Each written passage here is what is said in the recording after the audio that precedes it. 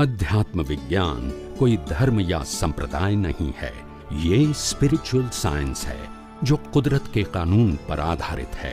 ये विज्ञान पूरे ब्रह्मांड के सभी रहस्यों को उजागर करता है और जीवन के सभी पहलुओं को समझने के लिए एक नई दृष्टि देता है। इसी को आर्ट ऑफ विजन कहते हैं, दुनिया को देखने की एक नई दृष्टि, जो अध्यात्म विज्ञानी परम पूज्य स्वामी श्री कमलेशानंद जी के निर्देशन में सनातन सत्य का अनुसंधान कर हमारे जीवन को प्रकाशित करे। जय सच्चिदानंद। ये भी हम ध्यान की श्रेणी में लेकर आते हैं। ये इसको फिर कैसे समझेंगे? आत्म ध्यान, रौद्र ध्यान, धर्म ध्यान और शुक्ल ध्यान, वो तुम्हारे ज्ञान दर्शन का परिणाम है।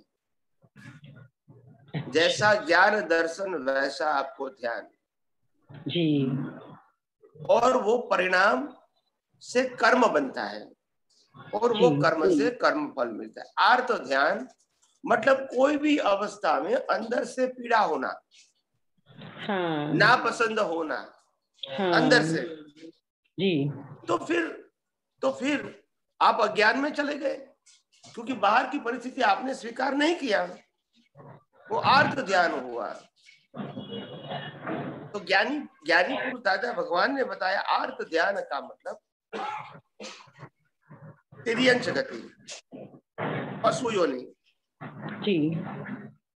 रौद्र ध्यान का मतलब अंदर तो आर्त ध्यान हुआ, मगर बाहर कुछ करने की अंदर इच्छा होगी, उसको मार दो, इसको हटा दो, इसको परेशान कर दो, इसको मिटा दो, इसको बदला दूं, ये जो अंदर भाव प्रकट हुए वो रौद्र ध्यान है। रौद्र जी, वो ध्यान से नरक गति है, ऐसा ज्ञानी भगवंत ने बताया है। तीसरा है धर्म ध्यान, जो आर्त ध्यान रौद्र ध्यान दोनों को मोड़ने का काम करते हैं। क्या करते हैं? मोड़ने का काम। हाँ, वो धर्म ध्यान है, यानी अपने आप को अपने आप में रखने की कोशिश करता है और किसी के ऊपर ब्लेम और क्लेम न करने की बात करता है, वो धर्म ध्यान है जी। यानी धर्म ध्यान का अगर दूसरा एंगल बताया जाए तो ये दुनिया की जो धर्म है वो धर्म ध्यान नहीं है। आर्त ध्यान रौद्र ध्यान को मोड़ने का मतलब कोई भी अवस्था को कुदरती कानून और कुदरती रचना से देखना, वो हमारा धर्म ध्यान है जी। और अपने स्व स्वरूप में रहना कोई भी अवस्था में, वो शुक्ल ध्यान है जी। तो ये आर्त ध्यान, रौद्र ध्यान, धर्म ध्यान और शुक्ल ध्यान की ये परिभाषा है जी। मगर ये आपके ज्ञान दर्शन के ऊपर आधारित है। ज्ञान दर्शन का जैसा उपयोग होता है उसी प्रकार से आपको ध्यान उत्पन्न होता है, वो ध्यान से कर्म बनता है। आप समझे जी। और कर्म से फिर नेक्स्ट बर्थ में कुदरत हमको कर्म का फल देती है। फल का मतलब संजोग। अभी आज जो गुस्सा करते हैं वो रौद्र ध्यान है, मगर वो रिजल्ट है। मगर आपने पिछले अवतार में रौद्र ध्यान किया होगा पुरुषार्थ के रूप में, अभी ये रिजल्ट के रूप में रौद्र ध्यान निकल रहा है। समझ में आया? आज गुस्सा करते हो वो रौद्र ध्यान नहीं है, वो रिजल्ट है।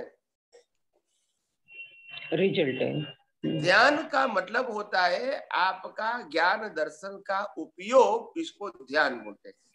क्रिया को ध्यान नहीं बोलते हैं। लाखों लोगों की हिंसा करने वाले को ध्यान नहीं बोलते हैं, हिंसक भाव नहीं बोलते हैं। हिंसा करने का सोचना, हिंसा करने का निश्चय करना, वो ध्यान है हिंसक ध्यान। हिंसा करना वो हिंसक ध्यान नहीं, वो हिंसक क्रिया है और वो कुदरती रचना है। तो दोनों को अलग करने की कोशिश करो। क्रिया वो कुदरती रचना है और ध्यान वो हमारे ज्ञान दर्शन का पुरुषार्थ है। और ज्ञान दर्शन के पुरुषार्थ के लिए हम रिस्पॉन्सिबल हैं, मन वचन काया की क्रिया के लिए रिस्पॉन्सिबल नहीं है। तो ये दोनों को लाइन ऑफ डिमार्केशन से अलग करना पड़ेगा, क्योंकि मन वचन काया का क्रिएटर, ऑपरेटर, डिस्ट्रॉयर कुदरत है। इसको ध्यान नहीं बोला जाता है, इसको मैकेनिकल प्रोसेस बोलते हैं। क्या बोलते हैं? Mechanical process. तो मैकेनिकल प्रोसेस में हम कैसे जिम्मेदार होंगे? It is predecided as per your previous birth cause जी।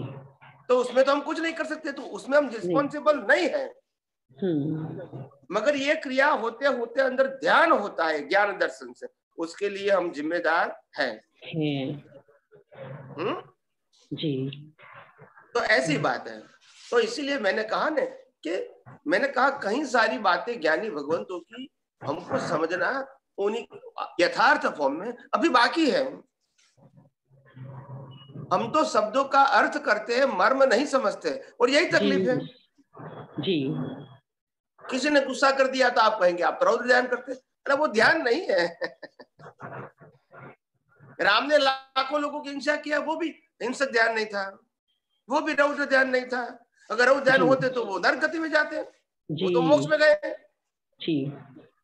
तो लोग प्रिंसिपल नहीं जानते ना, वो लोग धार्मिक बातें जानते हैं, रिलेटिव सत्य को जानते हैं, यूनिवर्सल ट्रूथ को नहीं जानते हैं, और यही तो मिस्टेक होती है। और इसीलिए सभी लोग पजल में है। क्यों? क्योंकि कोई सॉल्यूशन नहीं है। बोलता है गुस्सा नहीं करना चाहिए, वो गुस्सा तो रौद्र ध्यान है, मगर जो कर्म में लेकर आए वो तो होके ही रहेगा।